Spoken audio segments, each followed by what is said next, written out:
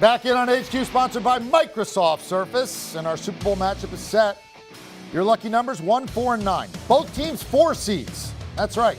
Both teams, their quarterbacks are number 1 overall picks. Both of those quarterbacks were number 9. That's Joe Burrow. That's Matthew Stafford. And your really lucky numbers, how about this? 3.5. Rams are 3.5-point favorites, and 50. That's your total. Why are those lucky for you? Because you listen to us, and we help you cash winning tickets. And that us is Ryan Wilson, our 2-time Super Bowl champion Brian McFadden, and Jonathan Jones, CBS Sports senior NFL writer. Let's just go. Initial thoughts. Just, we're going to have 2 weeks to unpack this, but right now we know it's Bengals, it's Rams. Go.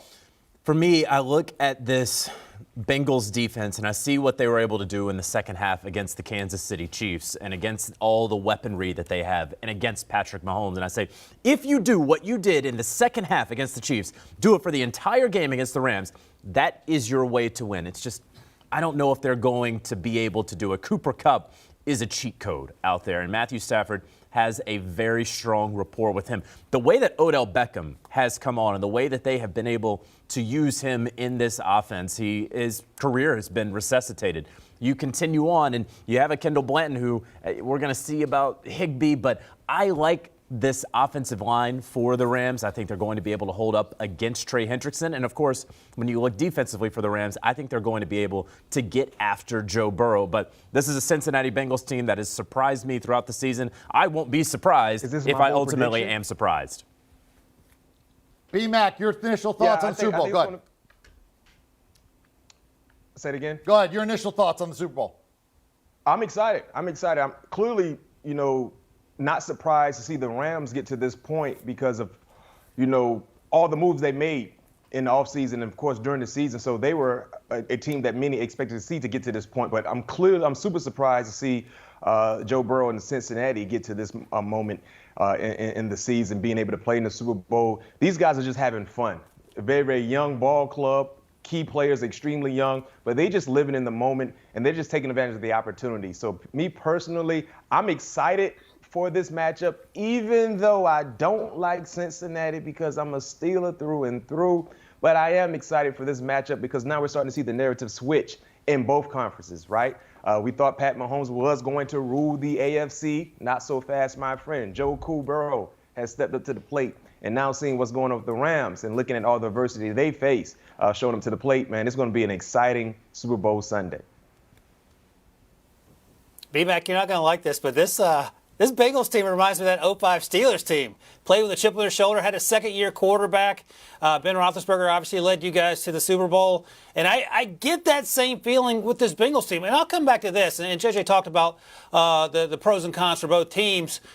Here it is for me. What team is making the fewest amount of mistakes? That's the Cincinnati Bengals. You look at this week's game, you could point to plenty of opportunities where the 49ers should have taken advantage of miscues by the Rams, whether it's the Jaquiski Tart dropped interception, whether it's a mismanagement of timeouts by Sean McVay. Go back to last week in that game where they're blowing the doors off the Buccaneers, and then they let the Buccaneers back in the final 30 minutes. We have not seen that from the Bengals, who have played pretty close to flawless football throughout the postseason, in large part because of Joe Burrow and Jamar Chase. The running game is starting to get going, and, of course, some guy named Evan McPherson, who has done an incredible job of keeping them in games late.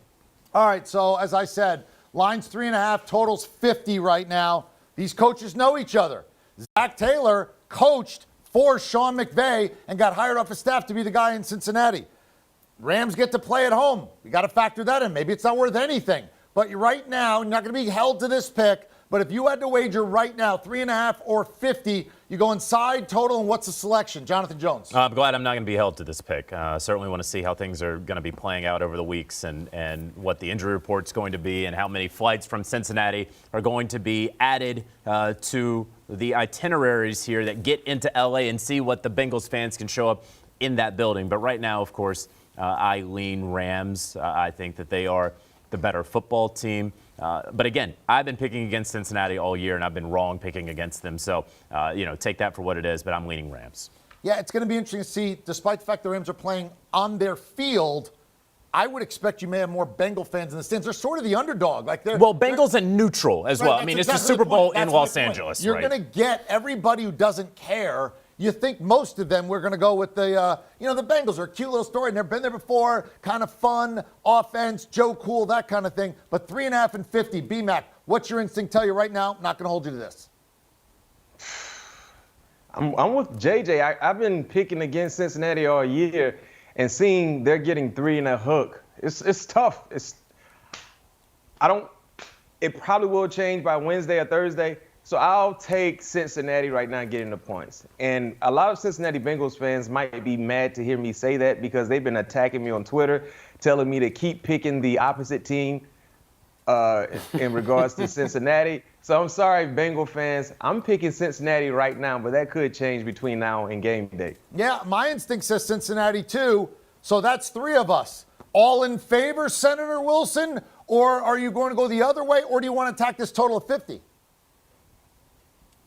No, I'm all in on the Bengals. And, JJ, United has added 12 flights from Cincinnati to L.A. American and Delta are apparently following suit. So they're going to get some Bengals fans there. And as you guys noted, that's not even really a home game for the Rams. They struggled. They were doing silent count in that championship game against the 49ers because there's so many 49ers fans there. But like I said, the team making the fewest mistakes has the best chance. And right now, that's the Bengals. And they're playing with a ton of confidence. This isn't your Andy Dalton Bengals. This is your Joe Burrow, Jamar Chase Bengals. And they are really, really impressive. I don't think they care about the quote-unquote bright lights of playing in the Super Bowl. This is the LSU 2019 champions that have, they've seen 80,000 people in a stadium for all the stakes. So I like the Bengals right now, and I don't know if I'm going to go off of that. All right, time for your bold prediction. Again, just instinctive, bold, first guess. Kind of the Malcolm Gladwell blink kind of theory here. And our bold predictions presented by Microsoft Surface. We'll go the other way around. Ryan Wilson, your bold prediction. Well, I already told you the Bengals are going to win. I think it's going to come on Evan McPherson last-second game-winning field goal. That's been a recurring theme this postseason. He has yet to miss a kick. I think he's 12 for 12 so far in the postseason. I think he makes at least one more kick to win a Super Bowl for the first time ever for the city of Cincinnati. B-Mac. Well, my bold prediction for you non-defensive guys, you probably will love this prediction.